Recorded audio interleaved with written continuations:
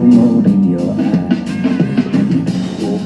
What up, what up, what up? Welcome to another episode of Peace Corner. I'm your host, Peter Soprano, aka the Sports God. To my right, D Money Drizzy Dre. Go, people. And Dre, we were off another week, which was a little rocky in college football, but I actually want to start this episode off with a little story that pretty much every bettor that has actually bet more than once should actually feel this type of a story. So Okay. I was watching the game this past weekend. It was Baylor versus Texas Tech. Right. The spread over-under on that game was 59. Uh-huh. At the half, the score was 6-3. Oh. Yeah, 59. At the half, the score was 6-3. Now At the half it was 6-3, it so was 6-3. so less than 10 points. Yeah. So I'm not even thinking about, all right, 9 points, because teams could go wild in college in the second half and everything like that. 10 seconds to go in the game. The score, the over-under on the score right now is 37. With 10 seconds to go. So like when you're betting, you're just counting the scores. You're just saying, all right, if they score a touchdown and they run it back, that's 14. You're still under 50, the 59. You're all Right. good and all that stuff. So 10 seconds to go. Baylor has the ball. They throw the ball. It's incomplete. There's like 3 seconds to go. You're like, all right, this game is over or whatever. And then you start actually paying attention to the actual game and see what the actual score is. And it's 2017. So they kick the field goal, tie the game. It goes into overtime. Now, any bettor that has bet on college football should know overtime is the worst thing if you're betting on under. Oh my So- god. It's a shootout at that point. It becomes a shootout. So, all right, they go into the first Oh overtime. my god. Baylor goes in there. They score down first. All right, that's fine. You're at 47. Texas Tech converts a 4th and 2 at that 15-yard line to keep the drive going. They end up scoring a touchdown. Now you're at 54. You're like, all right, just everybody chill. Just calm down. Field goal. and yeah, field goal, you lose. So you don't want that. So, all right, so the first part, you do need a field goal or a stop by Texas Tech. At least. So Texas Tech comes there, they kick a field goal, so you're good. You're saying all Texas Tech has to do is stop Baylor, and you're going to win this game unbelievably with 57 when it was a 6-3 game and 37 with 10 seconds to go. Baylor comes down the field, and they score a touchdown to get at 63. So you go from 6-3 at the half to 2017 with 10 seconds to go in the game to letting them get to 63 and you lose your under 59 bet. That's That fucking horrible. is essentially how it is to be a bettor with college football. Who fell victim to that? I know a person that fell victim to that game. That Because they, look, 'cause sometimes you can either fall victim to it or you can get a late gift, unexpected yeah, gift. exactly. But You know, and it's funny because I'll give you an example. I have a buddy of mine that asked me a couple days ago. He said, "Dre, would you touch this Green Bay Detroit game?" I said, "I like Green Bay to win.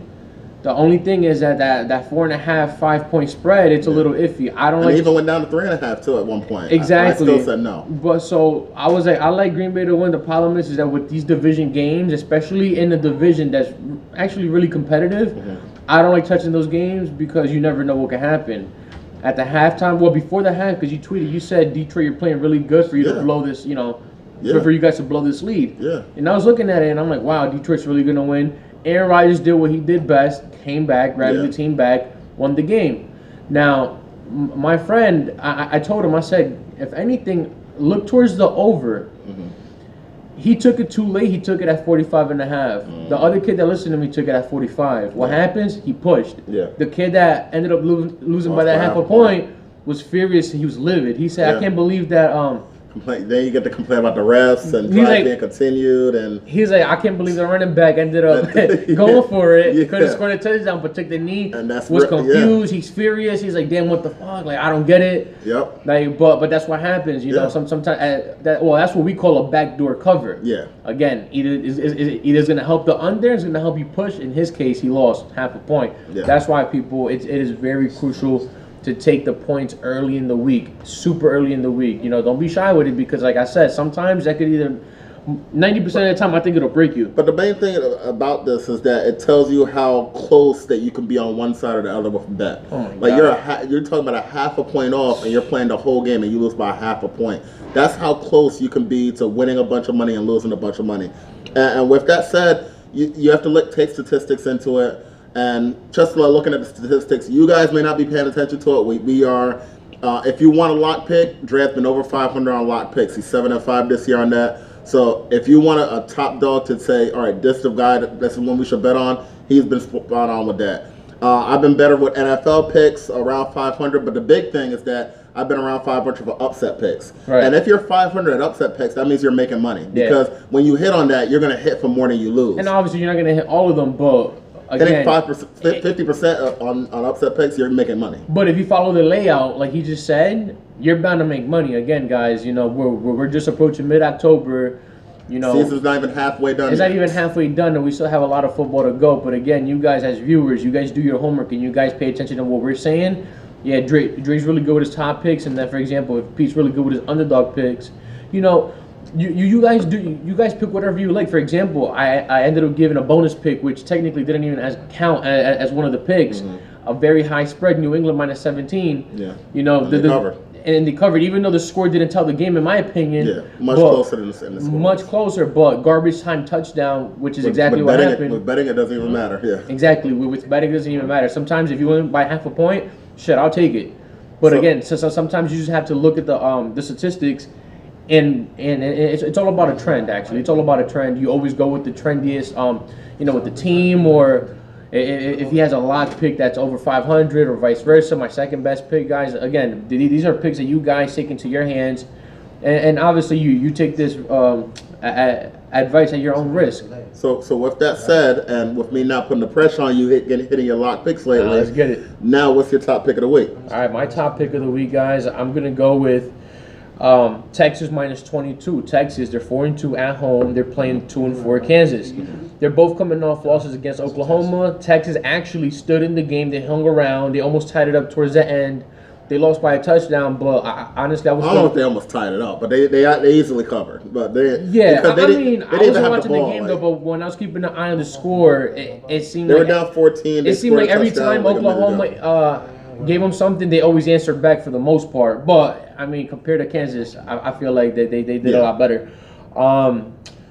Texas has one of the best QBs in Sam Ehlinger. He's shown the ability to destroy teams through the air as well as being effective on the ground. Mm-hmm.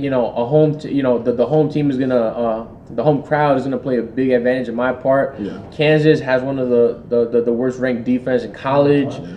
And I expect Texas to put up some big numbers against them, actually. So that's my best pick. I'm going to go Texas minus 22 at home against Kansas. All right. My top pick of the week is going to be Oregon at Washington this week. Oregon's a 3-point favorite. Washington is coming off a big week last week by actually beating Arizona, while Oregon has been rolling since that first game of the season. Since that first game of the season when they lost to Auburn, which is a game that they should have actually won, right. They've been rolling. They've been undefeated since then. And Justin Herbert, in my opinion, has played top 3 quarterback in college football. And that's why I actually like him as probably one of the top picks in the NFL draft this upcoming year.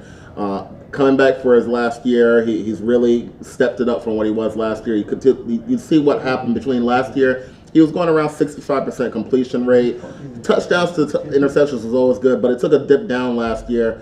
He came back to college, is back up again. He's back up around 65, 70 to near 70% completion percentage. And I think that this is one of those games that all the scouts are going to be at. Everybody's going to be analyzing it down to the T, put a big microscope on him. And I think he's going to show out in this game, kind of like he showed out in that Auburn game. So I got Oregon minus 3 for my top pick. I like that. So what's your second pick of the week? My second pick of the week, I'm going to go with Stanford. Minus 7 at home against UCLA. UCLA, they're 1-5. Stanford 3-3. Mm-hmm. Stanford's coming off of an impressive win over Washington, 23-13. That was a really good win for them. UCLA is coming off of their bye. Last game they lost at home was against Oregon State, 48-31. The only win UCLA has was 6. It was actually a shootout, 67-63 against Washington State. That right there goes to show you. That says a lot about their defense right there. Despite the 3-3 record, Stanford hasn't been playing bad at all, and they actually had some impressive wins, in my opinion. Comparing the two, honestly, to me this is quite easy. To me, this could have easily been my best pick, but obviously, I bumped it to second. I'm going to go Stanford Cardinals at home minus 7 against UCLA. All right. For my second pick, I'm going to go with a team that I usually hate on a lot. Oh, shit. But one thing I have said about them, they have a good defense. And two, is the reason why I'm picking them is because I think the other team is being overrated because of what they did last week. I'm going to pick Florida minus 6 versus South Carolina. The reason why South Carolina, I think, is being a little overrated because of what they did to Georgia last week. They were able to pull the huge upset, and everybody's riding with them right now. Georgia has one of the best defenses in college football, and I think Florida is out to make a mission. They want to prove that they're actually for real. I've said that. Listen, with the game against Auburn, that pushed a lot of people to their side and say, you know what, maybe they are for real. I think their defense is for real, and now they got to prove to see if they can continue on that momentum. And I'm actually surprised it's only a 6-point save, and that's the reason why I'm going with Florida. Because if it was like a 10-point spread, then I would say all right, because I don't think Florida's going to put up 40 points on them or anything like that. Right. So, but in this type of game, I can easily see this game being like a 27-17 or something similar to that. So I agree. So I have Florida -6 versus South Carolina. So what's the upset money line pick for the week? My upset money line pick of the week, I'm going to go with Kansas State to win and cover +3.5 at home. Kansas coming off of a loss to Baylor as well as TCU, getting mauled by Iowa State. Kansas State has been holding up pretty well on the defensive side as they're holding teams to 19 points per game. They started out the year really hot. Yeah, which is ranked 22nd in college. Kansas will need to find more consistency in the air, but the ground game has been pretty solid with James Gilbert. And honestly, to me, I feel like Kansas State is going to win this game by playing really good defense. I see a lot of good turnovers towards the end, not only to make them cover the 3.5, but to win the game as well. That's the orchestra walking you off right there. The producer said, "Cut it." Damn. All right, so I like that pick. My upset pick, and like I said, I've been about 500 on the upset picks this year. I'm going to go to the team that I had the story about at the start of the show. I'm going to go Baylor over Oklahoma State. Right now, they are +3.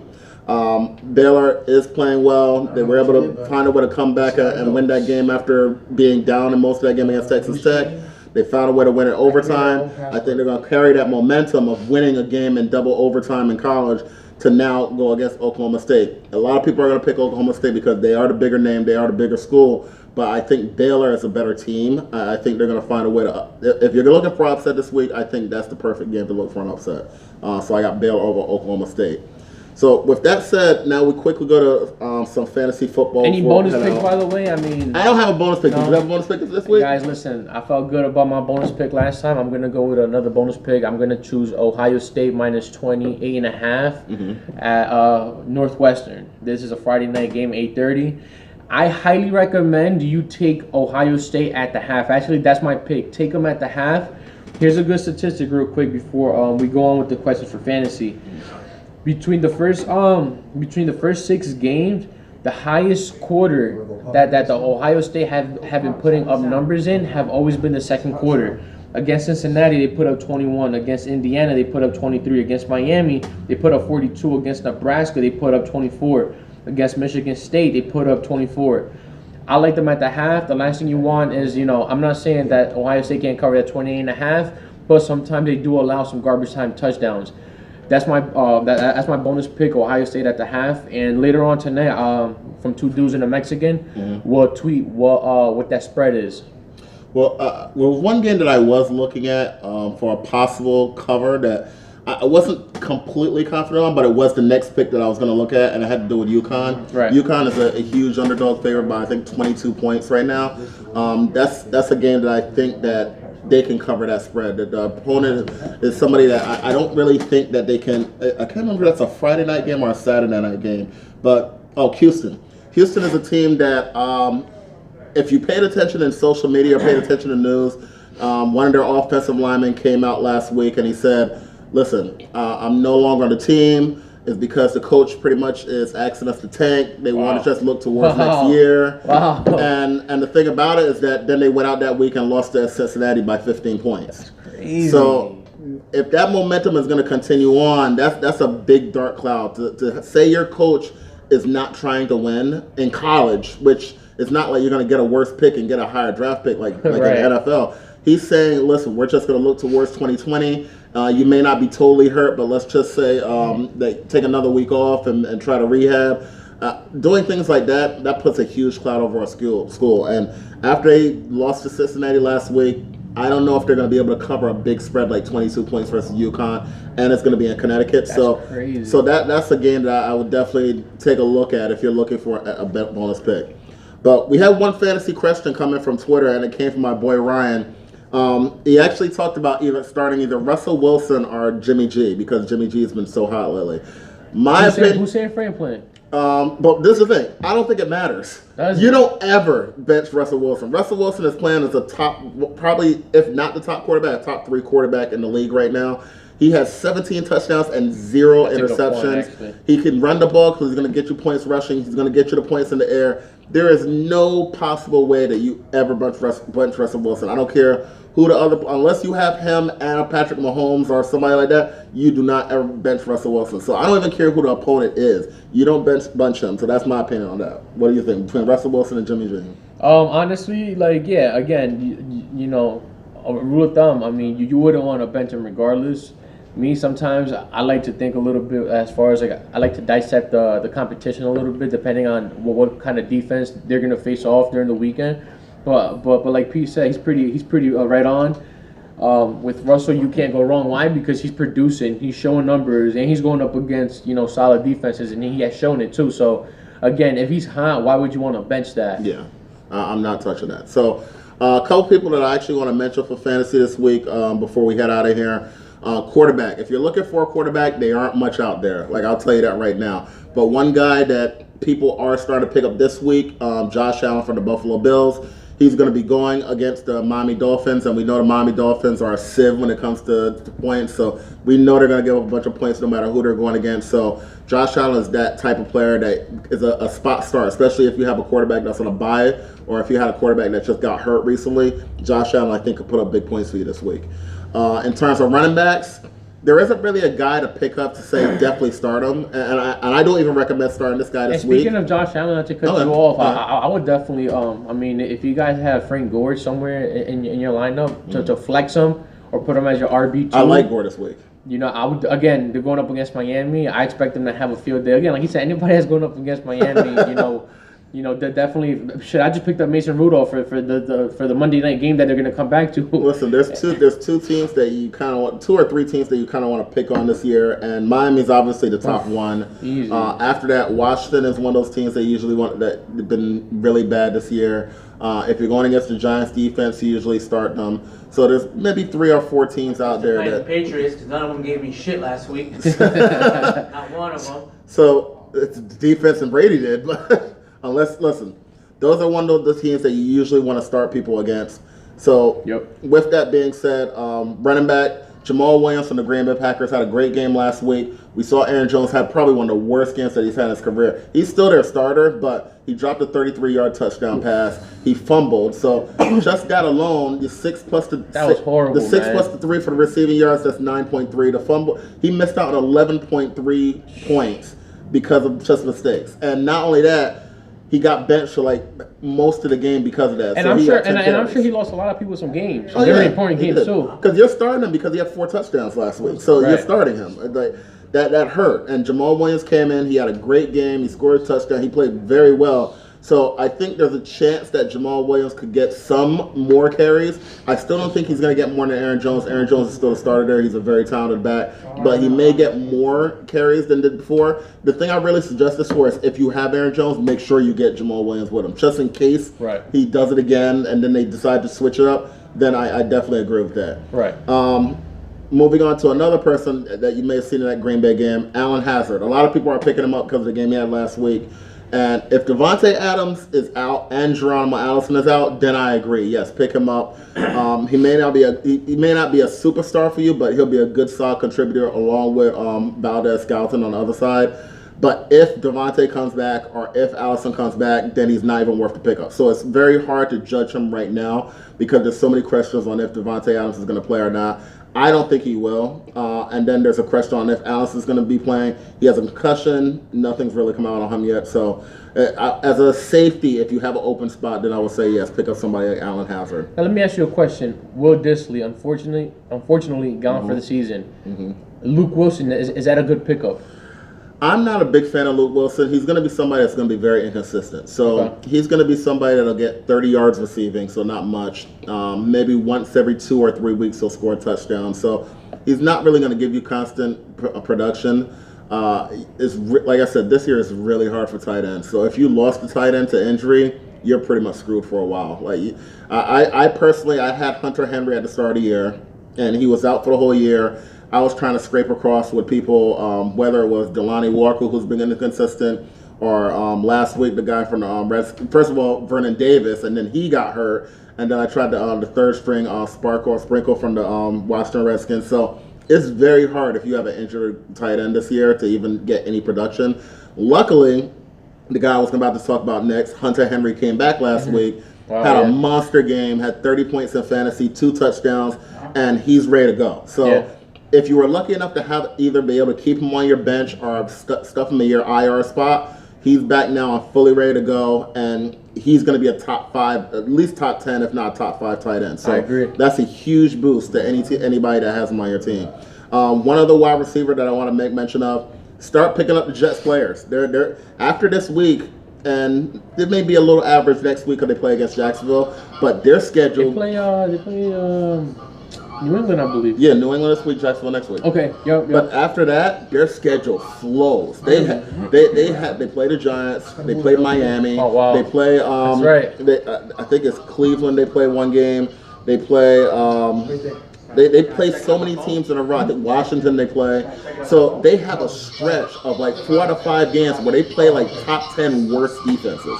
So start picking up the Jets. The guy I say to pick up is Robbie Anderson. He had the big game last week off Dallas. He went straight over the top. I think he can continue to do that over the next month. And lastly, I just want to spit. I'm always big on the defenses because they can be a big part of your team. 3 defense I want to mention this week. Buffalo, they've already been a top defense. Now they're going against Miami. San Fran, they're going against Washington. Listen, Washington's completely screwed up right now. They're going back to Case Keenum, so who knows what the hell they're doing, really. Right. And then Jacksonville versus Cincinnati, because Jacksonville does have some above-average defense, even though they just traded Ramsey. Which is crazy. But they got a lot for him. Like, to get 2 first-round picks and a 4th-round pick for a cornerback, that's a huge amount to get for somebody, especially when a cornerback isn't a left tackle or a center or a quarterback or a pass rusher. Like, those are the 4 most important positions. And so you're getting the 5th most important position, and you gave up 2 firsts and a 4th for them. Like, and now the Rams are out without a first draft pick. There'll be 5 years unless he trade back in. Unless he trade back in, which is crazy. But hey, kudos to the Jags. They got what they wanted. Yeah. So even with that, I still say pick up the Jags defense because Cincinnati isn't good at all. And we've seen that on live TV when they're on the Monday night game against Pittsburgh that they can't even move the ball. No, now their one saving grace is there's rumors that AJ Green might be coming back. Even if he comes back this week, he's not going to be 100%. He's not going to play the full amount of snaps. So I still say deploy Jacksonville's defense. Yeah, take advantage of it right away. So with that said, that's our show for the week. We will be back to you probably Sunday. We'll keep you updated on that. So pay attention to the Twitter. Go and subscribe to the page since you're watching us on YouTube. Go and subscribe.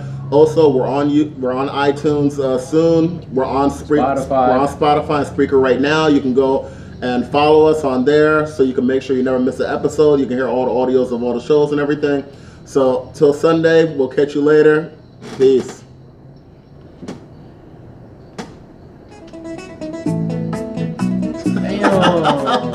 Damn, we gotta get some people on the show, start dancing. Damn, if we're gonna be dancing, we're gonna make some money.